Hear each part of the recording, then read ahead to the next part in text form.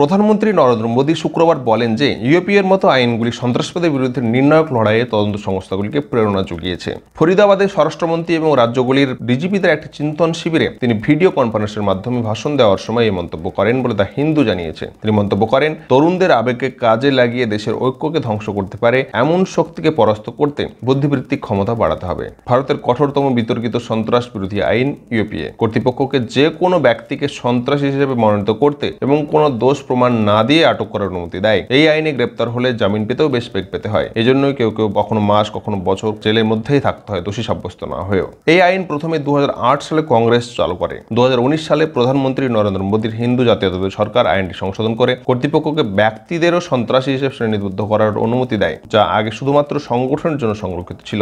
সাম্প্রতিক সময়ে এই আইনকে বহুল হারে ব্যবহার করা হয়েছে। সাম্প্রতিক বহু সংখ্যক সাংবাদিক, মানবাধিকার কর্মী এবং বেশিরভাগ মুসলিম সম্প্রদায়ের ছাত্রদের ইউপিএর অধীনে মামলা করা হয়েছে, যার ফলে আইনের ব্যাপক সমালোচনা হয়েছে। ভারতের ন্যাশনাল ক্রাইম রেকর্ডস ব্যুরোর তথ্যের ভিত্তিতে 2015 এবং 20 সালের মধ্যে ইউপিএ আইনের অধীনে গ্রেপ্তার হওয়া 3%-এরও কম দোষী সাব্যস্ত হয়েছে। ন্যাশনাল ক্রাইম রেকর্ডস ব্যুরোর তথ্য উদ্ধৃত করে পিপলস ইউনিয়ন অফ সিভিল লিবার্টিজের রিপোর্টে দেখা গেছে, ভারতের শীর্ষ সন্ত্রাস আইনের অধীনে গ্রেপ্তার হওয়া 8,371 জনের মধ্যে মাত্র 235 জনকে 5 বছরের মেয়াদে দোষী সাব্যস্ত করা হয়েছে। কঠোর আইনের জামিনের হার হল 97.2%। ইউপিএ ভিন্নমত রাষ্ট্রীয় সন্ত্রাসকে অপরাধীকরণ রিপোর্টের অনুযায়ী ইউপিএর অধীনে সন্ত্রাসী আইনের শিথিল সঙ্গে এই আইনকে একটি কঠোর এবং অগণতান্ত্রিক করে তুলেছে। ইউপিএ নিয়ে প্রধানমন্ত্রী মোদীর সাম্প্রতিক মন্তব্যের প্রতিক্রিয়ায় মুসলিম নেতা এবং 4বারের এমপি আসাদুদ্দিন ওয়াইসি টুইট করেছেন, ইউপিএর অধীনে 2018 থেকে 20 সালে 4,690 জনকে গ্রেপ্তার করা হয়েছিল, কিন্তু মাত্র 3% দোষী সাব্যস্ত হয়েছে। প্রধানমন্ত্রী ঠিকই বলেছেন, ইউপিএ তার সরকারকে জবাবদিহিতা ছাড়াই কাউকে জেলে রাখার ক্ষমতা দেয়। ইউপিএ একটি খারাপ আইন, এটি সন্ত্রাস বন্ধ করতে কিছুই করে না বলে মন্তব্য করেন আসাদুদ্দিন ওয়াইসি।